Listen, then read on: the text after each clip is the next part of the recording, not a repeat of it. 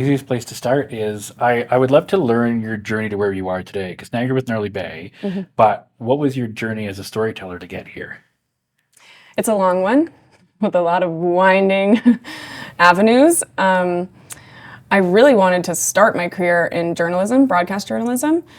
When I went to college, I was looking at journalism programs. I ended up at CU Boulder in Colorado, right as they were getting rid of their broadcast program. So I went into communications. 2 years in, I was kind of bored with that. And I actually graduated with a degree in speech language and hearing science. So I was fitting hearing aids and doing speech therapy. Wow. But what was cool about that is I got really to dive into the science of communication. And as a storyteller, the reason I was interested in speech language and hearing science is because I felt that our most human trait and thing that connects us as humans is our ability to communicate and share stories with one another. And so I thought if that was inhibited in any way, that would be extremely sad.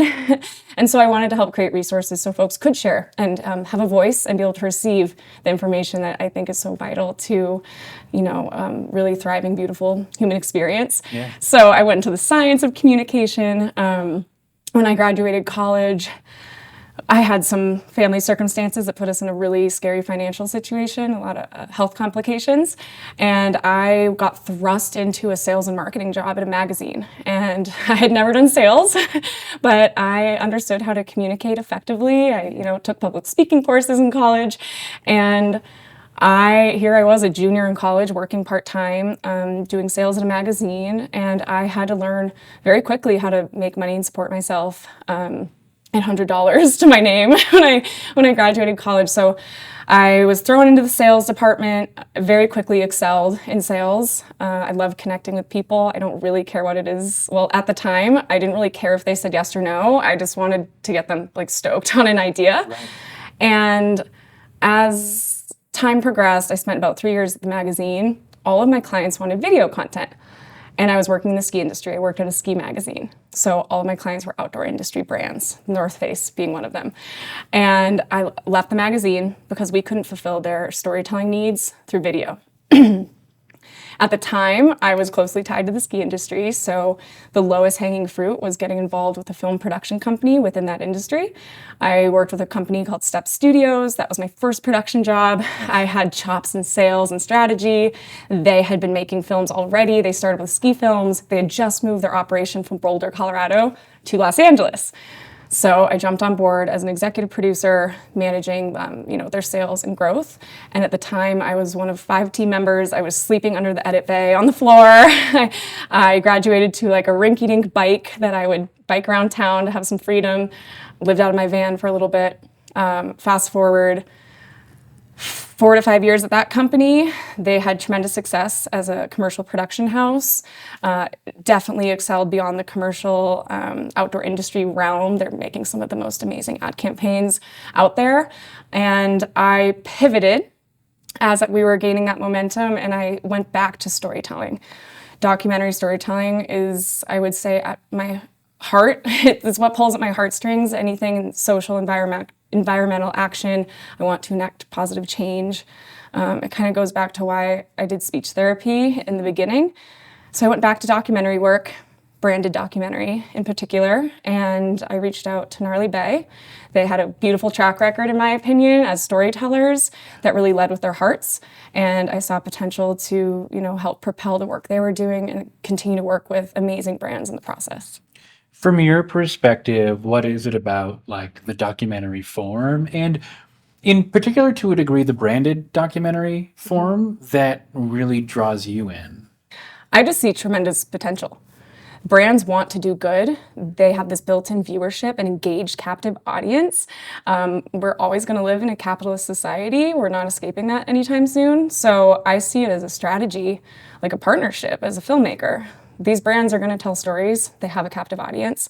How can I, as a storyteller, either meet the needs that they already have internally or come to them with compelling stories that I know meet their brand objectives and marketing goals? When you look at story, you have your education, you have this sort of foundation in the science of communication. When did you start to form your your storytelling structure? Like, how do you look at story, and what are the elements of story that you're really moved by? I love that question. Well, I will say when I learned how to write the long composition, I love forming story arcs. I really do enjoy the structure of it.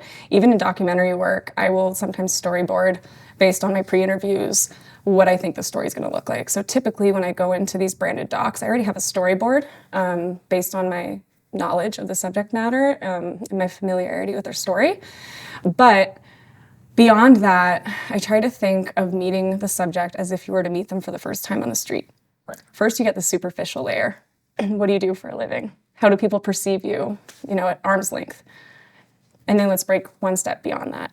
I did a film recently called Fight or Flight that is about a female Parks and Wildlife pilot who stalks alpine lakes.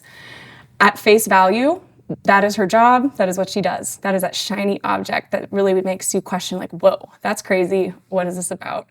But beyond that shiny object, the thing that hooks the viewer, the adrenaline moment, is a deeper story about overcoming trauma, sexual trauma, actually. So I like to look at stories with the A story and the B story. The A story is the hook, and the B story is actually the depth that you stick around for once you're already in the seat.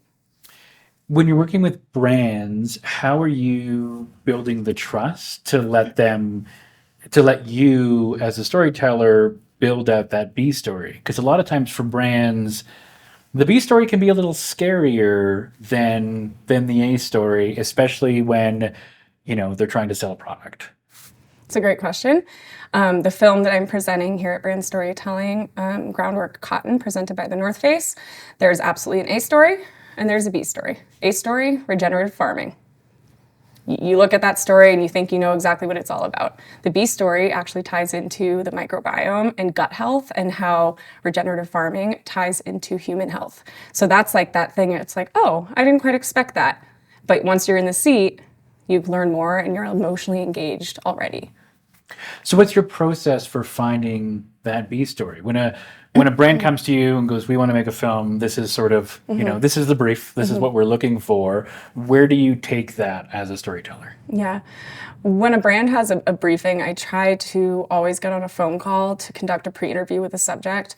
Beyond whatever the objective is from the brand, I want to get to know these people on a human level.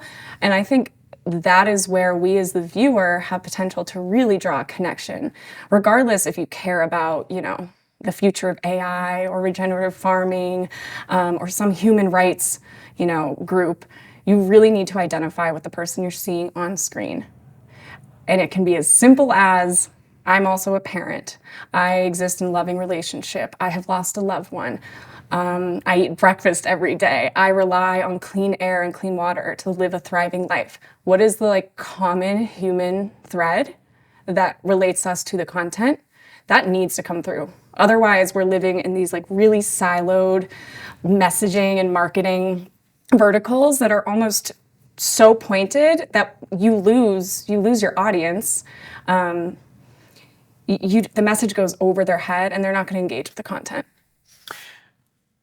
What point in your journey did you start to look at, I want to go back to directing? I want to start sort of guiding and leading these stories more than just selling them for a studio? I ended up in a very interesting position where I cared so deeply and so passionately about these human stories. And when I started bringing those to market in the branded space, I was pressure tested in ways that made me as a storyteller very uncomfortable. And by that, I mean brands overstepping boundaries that as a documentarian are red flags. So I learned very quickly in my branded entertainment journey that I need to come into these meetings with brands understanding the comfort level of my subject, because this is their real life and they come first and foremost. If the brand can't adhere to their comfort or their cultural background or just the authenticity of their story, we don't need to collaborate. And I think that's fine. I think it's fine.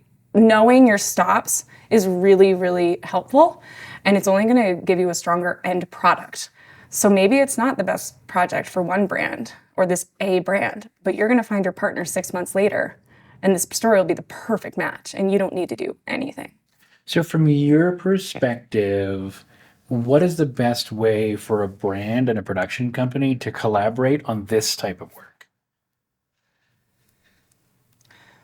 Filmmakers want to come to the table as a collaborator. Not to say that we all have marketing backgrounds and we understand your brand strategy from top to bottom, but I think it's helpful to have collaborative brainstorms. We are the master of story. That is in our DNA. We know what works. We know what emotionally resonates with an audience. We're usually the consumer. So I think the more we can have brands and filmmakers in the same room, sharing dialogue and just having open discussion is helpful. But we also need brands to share information. What is your mandate? Who is your demographic? What sort of budgets do you have to work with? Because that's going to dictate the scope of this project. Where do you hope to target your audience? What's the scale of this campaign? We all know we can't just make a one-off short branded doc. Where are we reaching them? What do we want them to do? I find in this space a lot. Sometimes brands are afraid of filmmakers because the traditional commercial model, it's a little bit more commoditized. So you hire a director to execute a vision, whereas in documentary, you're hiring a director for their perspective. How have you brought your perspective, to the work you're doing with brands? I've taken a very proactive approach by developing IP. So at Gnarly Bay, we have a long laundry list of IP, very powerful, timely, human-driven stories. And based on what I know about brands' marketing goals, I'm doing a lot of research. I will actively take those stories out to market.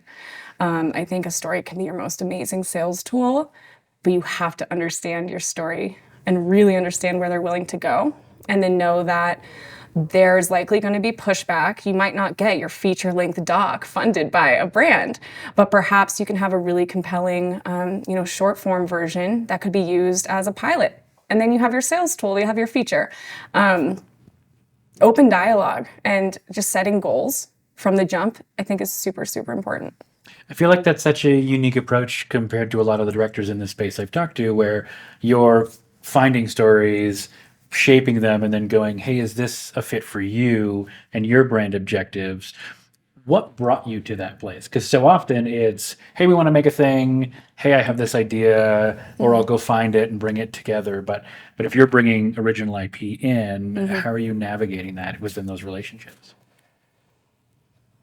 I mean, ultimately, brands have the power to shift culture. They're moving the needle. As a filmmaker, I also have the power to shift culture just by what we turn the camera on. And I firmly believe that the stories you share are the stories you will see more of in the world, right? Trash in, trash out, good in, good out. That's my thought. That's what my mom used to tell me. So I really am only pitching the stories that I firmly believe in. And typically it's stories of folks who have historically been the underdog, but they're doing something tremendous, or they've overcome tremendous odds. And I want to see them in leadership. I want to see them continue to succeed. I want others to follow in their path. I got into film because I really care about people and I'm extremely passionate. I didn't have a proper film background, so I'm not like your cinema buff. I enjoy a well-crafted story, but really I'm more concerned in shaping a future. I want to have kids one day, and I want it to be an okay place for them. So this is my active participation in shifting culture. I love it. When you look at this space, I feel like we've seen an acceleration in this brand-funded documentary world over the last couple of years. What are you excited about over the next 3 to 5 years as you sort of are looking forwards in how you're building this? Historically, lots of the branded campaigns I've supported have lived on owned and operated branded channels. And what I'm facing now is brands that want to make the leap into traditional entertainment. So it's a really fun learning curve for me, and a strategic alliance opportunity as well with some of the larger streamers, some of the production companies who have already broken that mold. And it's an educational curve because brands are very interested. And we've seen here at Brand Storytelling, what is the next echelon of branded entertainment? That's Amazing. what I'm trying to figure out. I love it. Okay, before I let you go, I have 5, I'm now calling them my not so rapid fire, because they've turned out to be a little heavier than I thought they would be. So, what's a story that had a big impact on your life and why? Does it have to be any It could be anything. Anything. story? When I was first taking the leap into my directing career, because that's been a new step for me. I've only been directing for 2 years. I was dealing with a pretty intense family situation around mental health, where one of my family members was borderline, needed a lot of support and care to function. And around that time, I saw the world through a very different lens, and it forever changed the way I see the world and how I engage with people. I think anyone who's been through a really difficult time, it leaves you forever changed. And I will just say, based on that situation, I remember walking through the streets of LA and seeing folks who were experiencing homelessness and realizing my family member is just one step away. It could be the difference of one day. And during that time, the first film I ever directed was a project called After Skid Row. Beautiful. Thank you. Thank you. It Oscar qualified, which I think really is just a result of my headspace at the time when I made the film. Extremely emotionally porous, very convicted at the same time. And that project tackled the homelessness crisis, especially in Los Angeles. I was living in Los Angeles at the time when I made the film. And it just looks at the housing support gap and how society is perpetuating certain cycles that keep people in a pace of struggle and disparity, and we really don't have a funnel for support. It's pretty scattered. So in the making of that project, I learned a lot, and I just had a deep emotional connection to the subject matter and the woman who was featured in that film. Amazing. What's one film you think everyone should watch?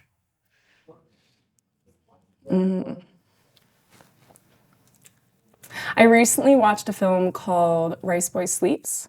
Have you seen it? Yeah. Yeah. Beautiful. Cried the whole time. And it's just so poignant. It strikes this balance of like feeling like a docu-narrative, and the female lead in the story is just such a powerful female lead. I also gravitate towards female leads. I just identify with a lot of these like strong women characters who've overcome adversity, and she absolutely embodies that. Fairly new director that comes from the theater space. I believe he's Korean but resides in Canada. It's a gorgeous film, and I think I saw it at TIFF was where it played. Highly recommend checking out Rice Boy Sleeps. I've been moved by it, and I've shared it with everyone. It was shot on film. It's just gorgeous. Love it. What's something you never leave home without? My dog. He's not here. Actually, he's in Salt Lake. Oh, nice. So Okay. So it's close. Yeah, 25 miles away. I love it. What's an important place for you to go to find inspiration? I spend a lot of time in nature, and I thrive off of just alone time. I'm constantly on the phone, meetings, video calls, which are even worse, and I just need quiet. Right. I love making films, but I do not love sitting at a computer. I could definitely, I feel that one. Yeah. What do you think is the most important skill for a storyteller to develop?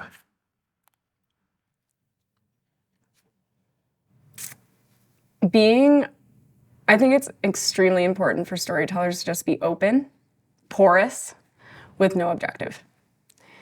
In my younger years, I did a through hike, and it was one of the most inspiring, open, and creative moments of my life, because we would walk for the group I was with, we would walk for 9 hours a day, 5 months on end, and your psyche just opens up to this world of potential. So I think as a filmmaker, if you can create space for nothingness, that is like the genesis of these brilliant ideas.